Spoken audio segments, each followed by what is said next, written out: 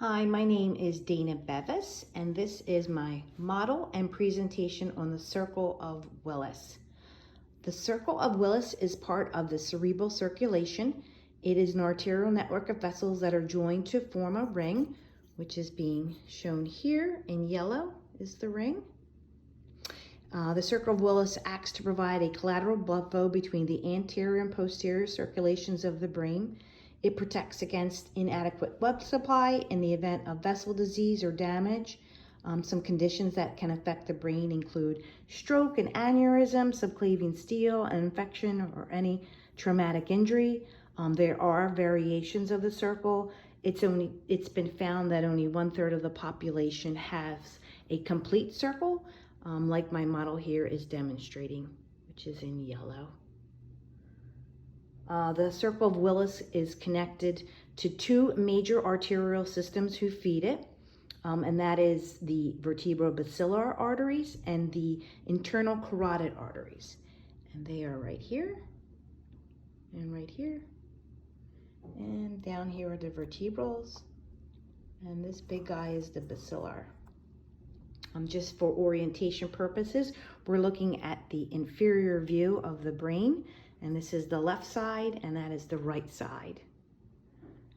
Beginning with the blood flow from the vertebral arteries, it moves upwards to the brain and gets off these first set of branches called the posterior inferior cerebellar arteries.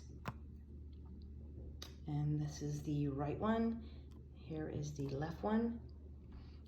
As the blood from the vertebrals continues to move upwards, it forms these two branches, come off of it.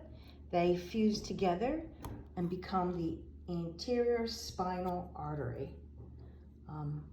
The anterior spinal artery courses downwards to feed the spinal cord. The vertebral arteries continue past this point upwards.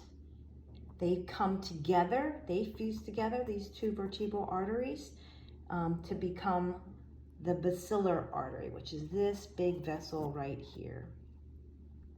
At the base of the basilar artery, more branches come off. We have right here, this artery is the anterior inferior cerebellar artery, and coming off of that are these smaller branches, and that they are called the labyrinthine arteries. Continuing past this point, moving up in the basilar artery, more branches come off, and they are called the pontine arteries. You can see there's 4 on the right and 4 on the left. As we continue to move upwards through the basilar artery, at the level of the midbrain now, we are at the level of the midbrain, there are 2 branches that come off here. They are the superior cerebellar arteries, right there. Here's the right and left. And past that, we start entering into the circle.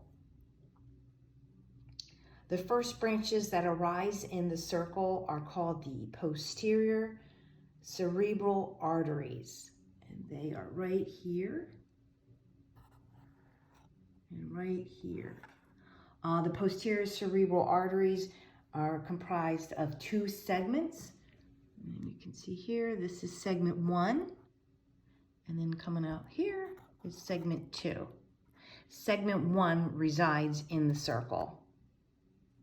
The next segment of the circle consists of the posterior communicating arteries, and they run along the sides of the circle.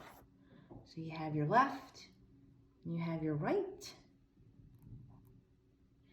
and then continuing on in through the circle, at this level, we have the internal carotid arteries. So you have your left, and you have your right.